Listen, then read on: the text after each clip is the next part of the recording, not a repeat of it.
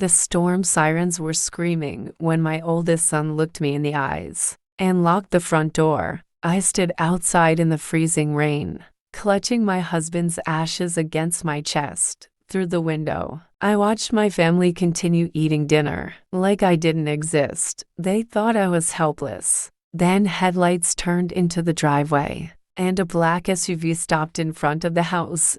My name is Eleanor Brooks. I'm 68 years old. 3 days earlier, I buried my husband of 42 years, Richard Brooks, the man who built everything we had from nothing: the house, the family business, the savings, the life we shared. At the funeral, my sons cried beside me. They held my hands, promised to take care of me. But grief doesn't always change people. Sometimes it reveals them, especially Daniel's wife, Vanessa. The fake kindness disappeared before the flowers even wilted. Conversations stopped when I entered rooms. Doors closed when I walked by, and every whisper seemed to end with one word: money. Then the storm warning came. Heavy winds, flash flooding. Stay indoors. But inside my own house, the real danger had already begun. That night, Vanessa walked into the kitchen carrying a folder.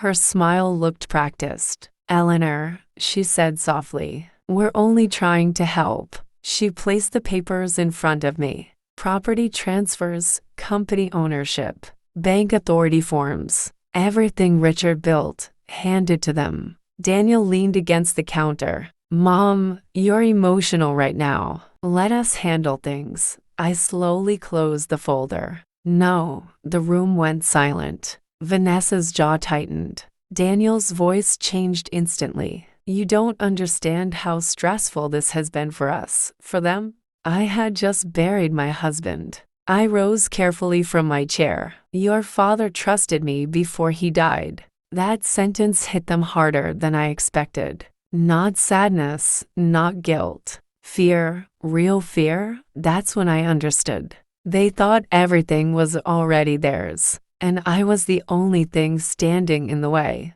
Outside, thunder shook the windows. Daniel stepped closer, for the first time in my life. "My son frightened me. Dad protected you your whole life," he said coldly. "Now he's gone."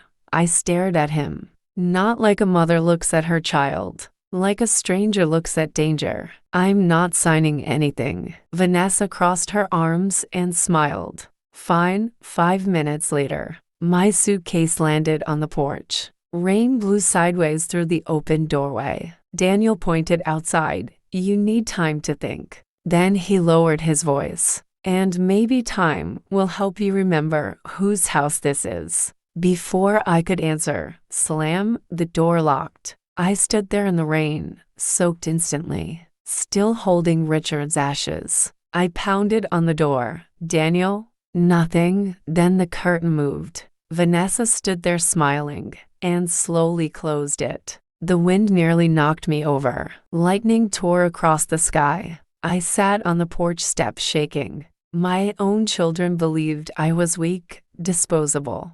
Then headlights appeared through the rain. A black SUV rolled into the driveway. The engine stopped. For a moment, no one moved. Then a man stepped out with an umbrella. The back door opened, and a familiar voice said, "Mrs. Brooks." I looked up. Richard's attorney, Mr. Whitmore. He saw me sitting in the storm with a suitcase and an urn in my arms. His face went pale. "Dear God," he whispered, "what have they done?" 10 minutes later, I sat inside the warm SUV wrapped in a blanket. I told him everything: the papers, the pressure, the threats, being thrown outside. He listened without interrupting. Then he opened his briefcase. "Richard told me to deliver this tomorrow morning," he said. "But after tonight," he handed me a sealed envelope. My hands shook as I opened it. Inside was a letter. "Eleanor, if you're reading this, then my fears were right. I know our sons. And I know Vanessa. That is why I changed everything before my surgery. The house, the company, the accounts, none of it belongs to them. It all belongs to you. And if anyone tries to pressure you, remove you, or mistreat you, Mr. Whitmore has full instructions. I love you. Always. Richard. I covered my mouth and cried silently. Mr. Whitmore reached into the briefcase again. This time, he removed legal notices. Eviction orders. For Daniel. For Vanessa. For everyone inside my home. He looked at me carefully. All I need is your word. I stared at the house Richard built with his own hands. Then I whispered, do it. By morning,